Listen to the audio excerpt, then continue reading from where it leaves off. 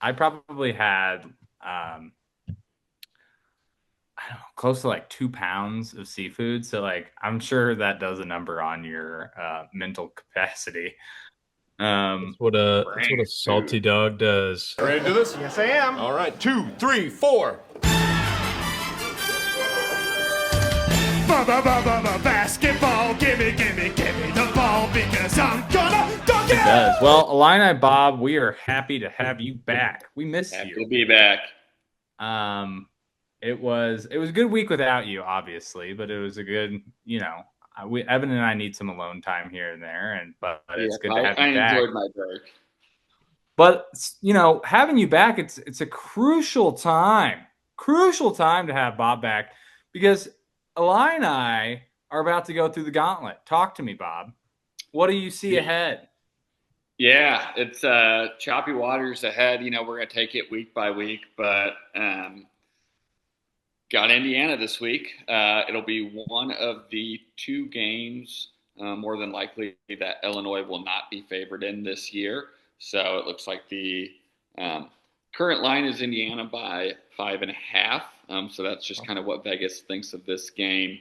Um, Looking forward, though, it doesn't get a whole lot easier with USC coming to town on the 27th. And then big matchup with Ohio State there on the 11th before we make the big trip out west to Washington. So this middle of the season stretch is kind of the make or break it stretch before the end of the season. Things kind of cool off in terms of competition. So excited for this week. Yeah. And then what did going back, what did you think about the Illini win? They beat down Western Michigan. I don't think there's much to say there. Nope. Another one where when you have two unevenly matched teams like this, kind of the less news from it, the better. One piece of concern I had coming away from it was it was really only a 10-0 game at half. Illinois really struggled to run the ball as they have pretty much the rest of the year, especially in between the tackles. They've gotten some chunk plays on some outside runs, but that definitely a major concern going forward. And yeah, but overall, pretty clean game. That's all you can ask for, really. So. Yeah. No, it's nice to put a nice donut up on the board, no matter who you're Yeah. playing. First shutout of an FBS team for Illinois since 2000. Since 2000, I think just 2000. Wow, So that's been a long time for an that's FBS. how bad Illinois has been bad for us. So pretty impressive. They do have a Big Ten championship in between then and now, though. That's a good point. Iowa's got one, don't they? No, Iowa's got one. Yeah. Yeah, they 2002 and 2004. Yeah, shared one, and that's Fill it up on them. That's my transition point to flip it over to Evan. What do you think about our last easy game of the season? Yeah, I think it was good. I mean, you look at Gronowski, if you just looked at the stats, you'd be like, okay, he's like Gronowski's still under 200 yards passing, but he really only got one drive in the second half. Caden Weegan, the punt returner, had a 95-yard punt return for a touchdown. Really good to see him kind of come back after a bad game. He had two really nice returns too. It wasn't just the one. He had like 165 yards or something like that. Yeah, he had a couple good returns. He had a rushing touchdown as well. He looked good to see him bounce back. I think we're going to need him going forward to have those kinds of games. But yeah, Gronowski really only had, a half of football for the most part. And I think he put together, he showed what he could do. His receivers weren't doing him. Our receivers weren't doing him any favors. I think they had like 5 or 6 drops throughout the day that were just easy plays. So they got to make those. But, I was just glad to see him open it up. He needed to get some confidence going into Big Ten play here. Yeah. I feel like there was a little bit of a resurgence in confidence. Especially with, it's just good to see that maybe he'll get out of his yip stage. I think Rutgers will be interesting. I think they're pretty damn bad, but you're playing in their neck of the woods on a Friday night. They're probably pretty prideful coming out. So I do have a note on that. So Rutgers has opened the Big Ten season the last 2 years with a Friday night. We'll have to edit this. You're not hearing him, are you? No. I am curious as to what he was going to say, though. I know. This is exciting. It's a cliffhanger. Cliffhanger! He's got Starlink. So wait, he's just done. He's done now. We got. You left us with a cliffhanger. Well, so let me just repeat that then. So Rutgers has won their last 2 Big Ten Friday night games that they hosted, most recently being Washington last year. So something to watch out for there. But and my comments on, are we previewing this game right now or? Yeah, go for it. Yeah, so my comments on that, mentioned the struggles in the passing game. Iowa currently sits at 125th out of the 136 FBS team in passing on the season. It's going to need to be a get-right game. Rutgers, I think they're almost all of their secondary is hurt, and even some of their second string is hurt as well. One quick fact on Gronowski I also heard was he is currently 133rd out of the 136 starting FBS quarterbacks in terms of how long he's holding on to the ball. So sounds like an Iowa stat. Would be a good idea to get him schemed up with some quick throws. But as I said last time I was on, Iowa with the 3rd best defense. So I think Iowa's still going to win plenty of games, but still kind of sitting at that 8-4 mark. Probably going to be closer to that than that 10-2 mark. If he's holding the ball longer, it's longer that he has an opportunity to score. That is true. 3 rushing touchdowns on the year, and he is. I think he has the highest odds of an anytime touchdown score for Iowa this weekend as well. So. Bobby locks on the Illini. Bob locked into Iowa stats. Gotta love it.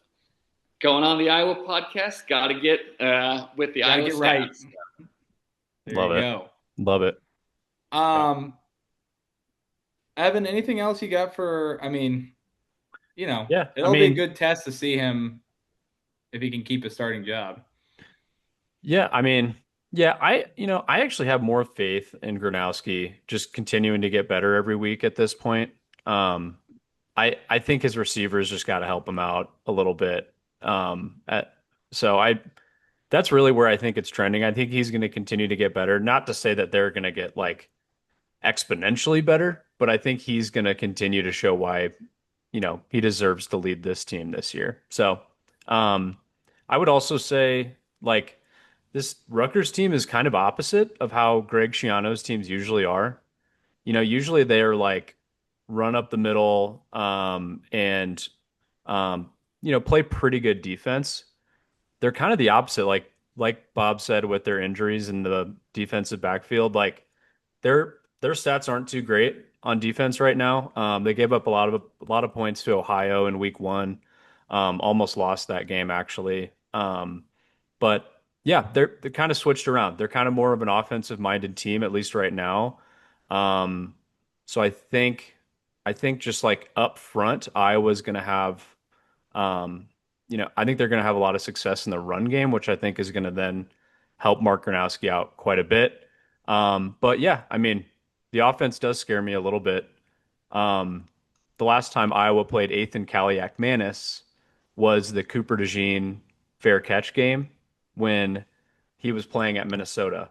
So just some weird vibes in the air with that one to me. Hopefully nothing funky happens on a punt return in this one.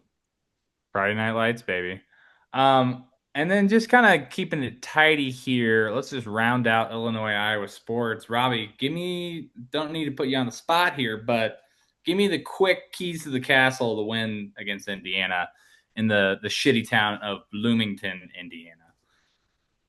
Yeah, my quick keys, really, I know everyone says this, but start fast. It's been something Illinois has struggled with. As I mentioned, struggling to get the run game established. One easy way to do that would be to kind of cut Luke Altmaier loose right away.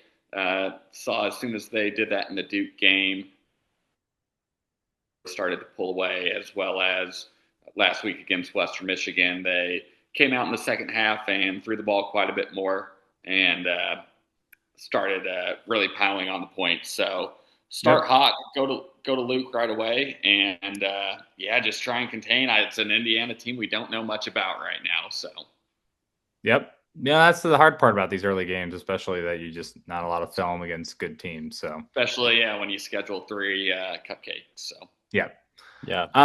I want to shout both of you guys out for some really good takes. Evan, I'll start with yours because it's just a little bit shorter.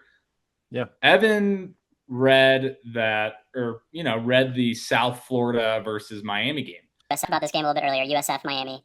I just think I really liked what I saw with Miami when they played Notre Dame the first game of the year. And it's a big line. It's 17.5 points for Miami. And the way USF's been knocking off Boise State and then Florida, that's such a big line. It's one of those where you're like, Vegas knows something, right? I think Miami is going to end up pulling away with this one. Sad to say, I would like to see USF win, but it's just one of those you got to look at the line and be smart about it. So that's my lock of the week there. He said Vegas is giving this kind of a fat spread here. I think there's something that we don't know, and it ended up being the case. So kudos to you. I don't know what the final score, but it was significantly outside of that. I want to say it was like 42-13 or something. You called that square. So kudos to you on that. Flip side, Bob, within that same threshold, you sent us over the 5 most bet on games, which at that point was what? Was it it would have been 1-9, or it was 1-9 on the season. Yeah. And then last week it went 1-4 as well. Is what it finished at. So it is currently 2-13 on the year in terms of highest number of tickets. So we need to we need to fade the public. I think is the I'm down if you guys want to coordinate on that. Let's fade the public and everyone else. This is sound financial advice. We're gonna do it anyway. We're gonna do it anyway. We're gonna do it anyway. Put the house on fading the public. So kudos to you guys on that grambling. Any, you guys want to pick out one game that you want to talk about last week before we kind of round it out with next week's predictions? I would say, for Bama was another one that I actually ended up taking against Wisconsin. It nothing but the Tide, baby. It felt a little too obvious, like the way that game went last year and the way that Bama has already lost a game this year, and they're going to be kind of hyper-focused, at least until they get into the meat of the SEC schedule, I would say. So I thought that was another easy one in week 3. Week 3 is kind of weird, it's just you still got these huge spreads in the mix. You haven't gotten quite into conference play. So, and then, 3 weeks into the season, you kind of feel like you have more of a beat on these teams. So it was a good week. What do you got line up, Bob? Yeah, Clemson, Georgia Tech. Oh, yeah. Likeable team there with Haynes King. I think he's one of the most likable quarterbacks in the country right now in terms of the grit he plays with. Might not be the best player, but leaves it out there 24/7. Flip side of that, Dabo Swinney, one of the easiest guys, in my opinion, to dislike. So good to see Georgia Tech get the upset at home against Clemson there. I love how they just rolled the kickoff the field goal kicker on there. No timeouts, just let's get them on. No time to think about it. You're going out there and you're going to win the game. So it takes a lot of faith and good coaching to execute that. I think that's such an underrated, cool way to win a game and just be done with it. Is that it's so nice? Who was it a few years back that had a crazy one like that? It was Baylor or SMU who had kept their season a lot. It was a team that ended up, I think, or it could have been Boise State. I'll have to look it up. It might have been TCU if TCU talking about a team that made a run. They rolled. Mercado. Gonna get on the field. Yeah, he got a hustle here, a run, and now it's a total scramble. Emergency mode for the unbeaten Horned Frogs. Hypnotoad in a hurry. Griffin Kell for the win. TCU is undefeated still. Well, they did like a fire drill to get their kicker out, and they won the game. And kept was that on their national championship appearance run? Yeah. So I thought it's impressive to be able to do that. Yeah. I'm gonna throw mine. It's not that special, but Villanova, Penn State, final drive, 4th down, hitting a touchdown to beat the spread. Kind of, oh yeah, good teams. No, so I like that. Covered. The one question I had for you guys, though, so the final score, I believe, was 52-6.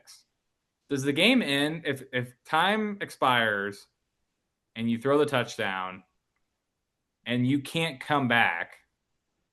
Do they not kick an extra point, I would assume? That could be. They'll kick the extra point. Okay. I will research that because I was curious, especially from a Grambling perspective. What did they kick the extra point even though it's not in reach, or do you naturally just go for it? I don't know. They didn't kick an extra point, did they? It was 6, and then they threw a touchdown. So gotcha. I don't know enough about Villanova, but I will edit this in post tense. I want to say that go for it. If it doesn't matter, you don't kick it. But yeah, I don't know. Yeah. I think they might just call it right there. So. Yeah, which is kind of an interesting thing from like a gambling perspective. If they, it is, yeah, that kind of would suck. That would be a terrible beat if it was like 1 point different. Yeah, yeah. I'm sure people could have even somebody probably got beat that way or was saved that way. Yeah, so. I know James Franklin he's a cover monster and he hasn't done it. I don't think he's done it yet this year, or maybe only one of the games. So yeah. No, all right, not looked to live up to the hype quite yet. So what do we got for next week? Let's wrap it up here, boys. Man, what are you excited about besides the 2 games we just mentioned? Yeah, I would say I am really excited about Michigan, Nebraska, honestly.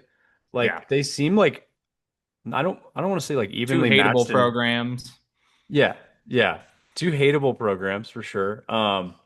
And I think Michigan is going to be very cocky going in there, and I think it's actually going to be a pretty evenly matched game.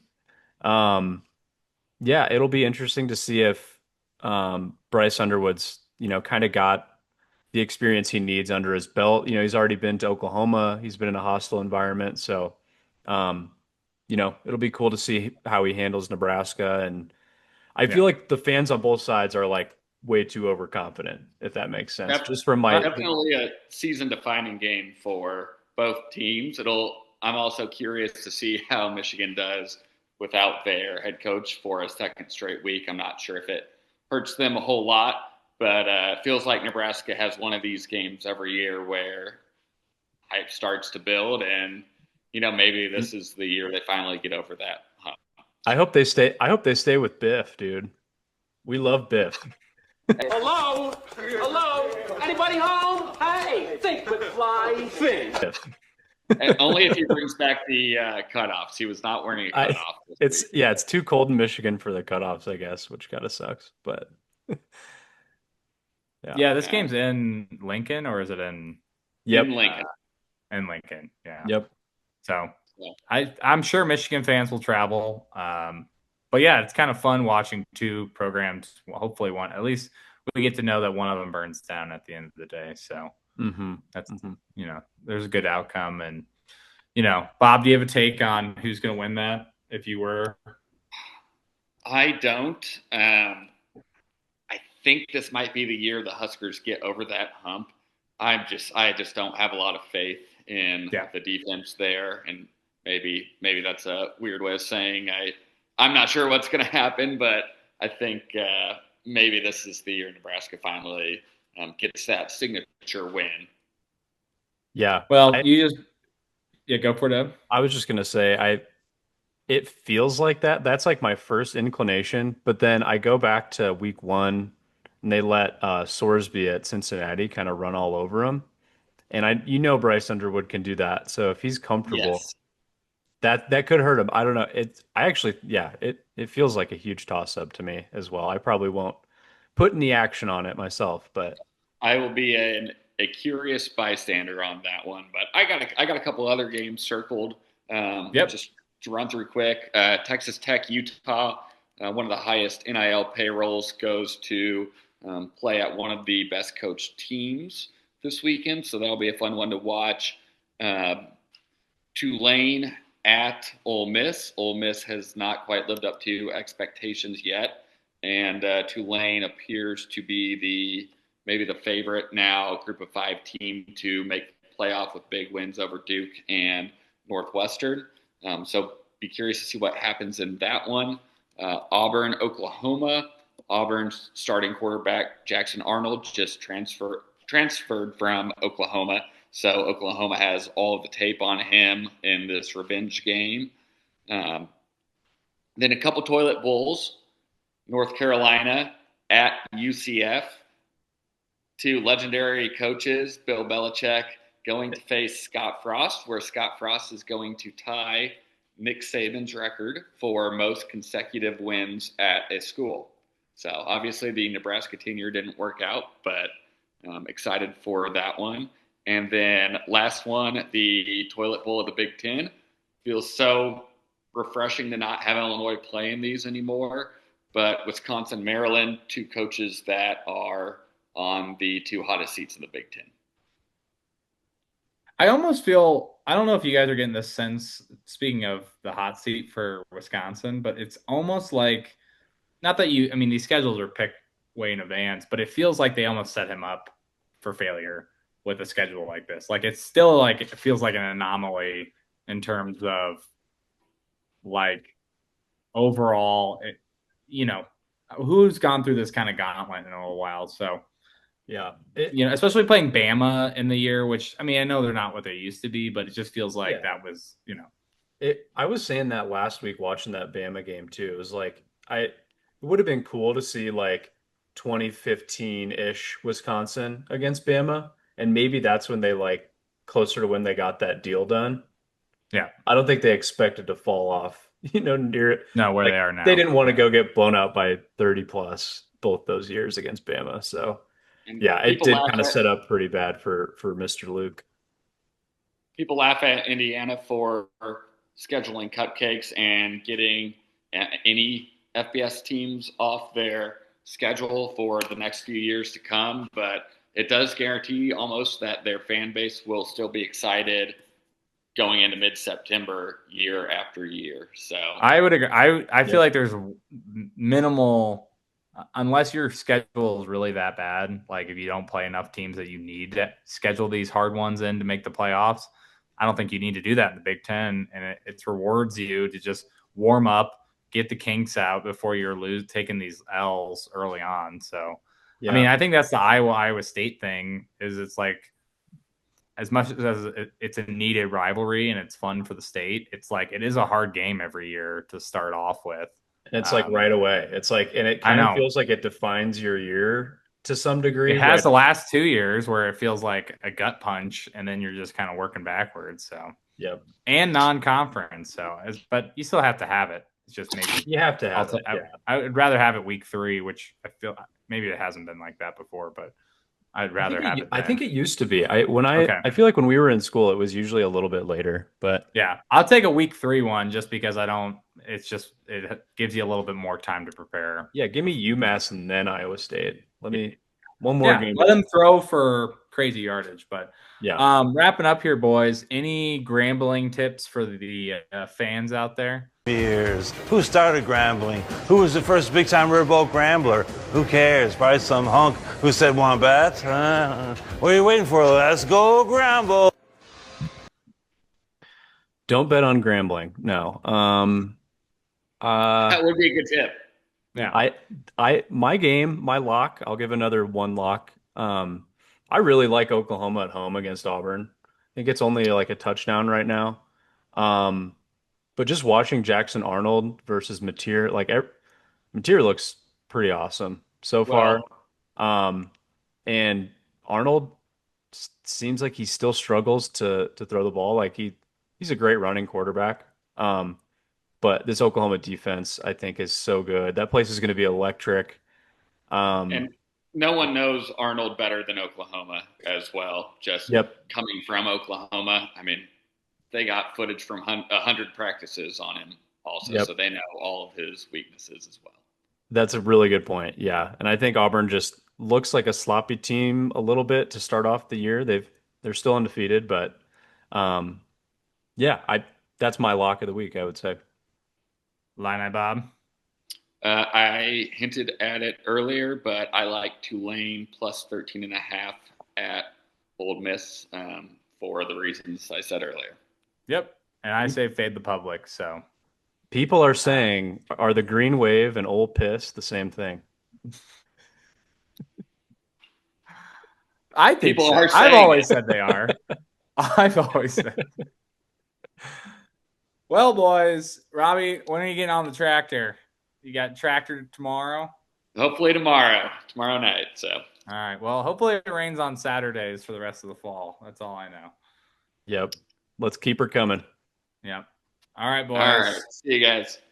Peace, brothers. Wait. All right. Ready to do this? Yes, I am. All right. 2, 3, 4. Basketball, gimme, gimme, gimme.